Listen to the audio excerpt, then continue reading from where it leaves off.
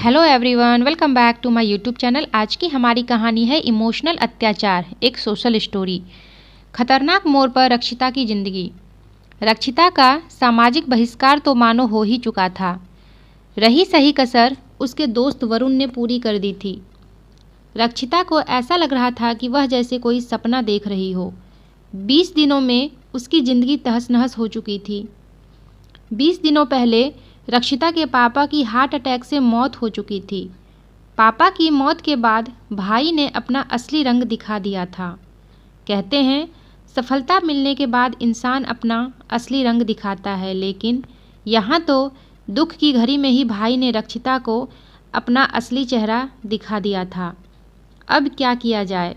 माँ पहले ही इस दुनिया को अलविदा कह चुकी थी। दादी की भी 1 साल पहले मृत्यु हो गई थी।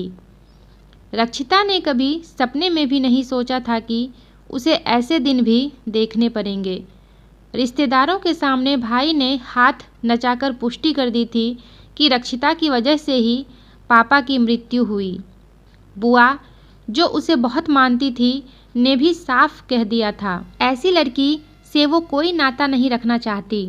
उसके भाई ने उससे साफ तौर पर कह दिया था, अब घर वापस आने की ज़रूरत नहीं है। तुम्हारी शादी पर खर्च करने की मेरी कोई मंशा नहीं है।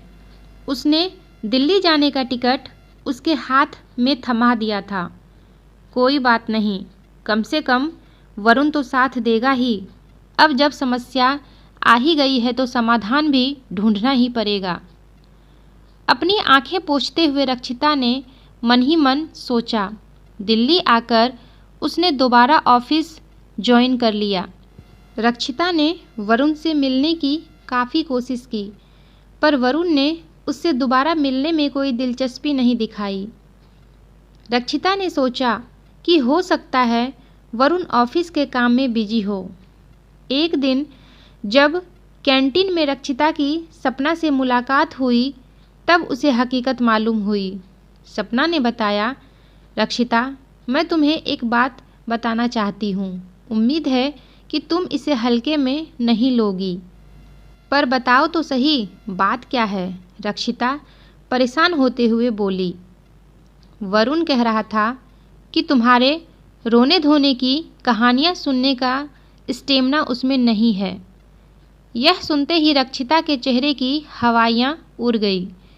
अब उसे मालूम हो गया था कि वरुण उससे कटा कटा सा क्यों रहता है। उसके प्यार ने ही तो उसे हिम्मत बंधाई थी। उसी के बलबूते उसने अपने भाई की बातों का बहिष्कार किया था, उससे लड़ी थी, लेकिन अब तो सारी उम्मीदें चकनाचूर होती नजर आ रही थी। वरुण के प्यार में वह काफ़ी आगे बढ़ चुकी थी। पापा की मृत्यु ने उसे अंदर तक झकझोर दिया था। उसके बाद भाई ने और अब वरुण की बेवफाई ने उसे पूरी तरह तोड़ दिया था। उसके मन में अब तरह तरह के ख्याल आ रहे थे। अब क्या होगा? कौन शादी करेगा उससे? पापा की मृत्यु के बाद उनकी नौकरी उसके भाई को मिल चुकी थी।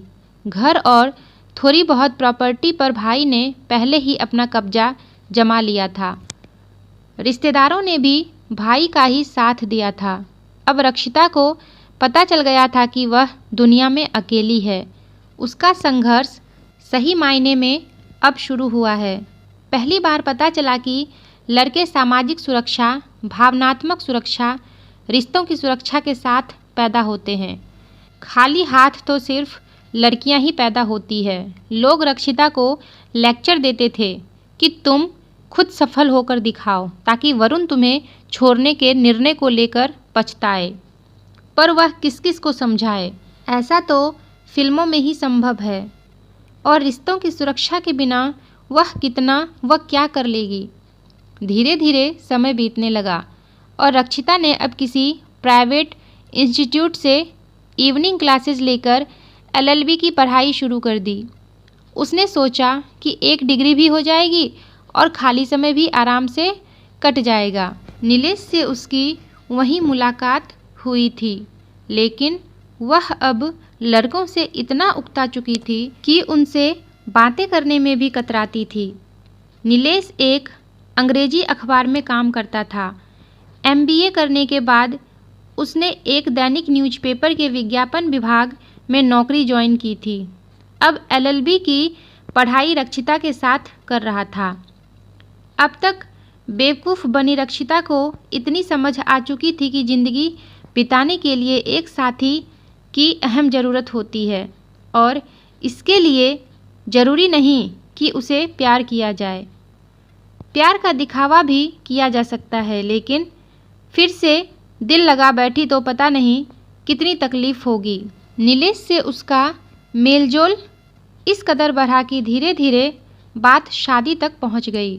दिखावा ही सही, पर रक्षिता ने शादी करने में देरी नहीं की। नीलेश की माँ ने भी खुले दिल की रक्षिता को स्वीकार किया। सब ने प्रेम विवाह होने के बावजूद उसका खूब स्वागत किया था और भरपूर प्यार दिया था। पर रक्षिता ने मन की गांठें नहीं खोली।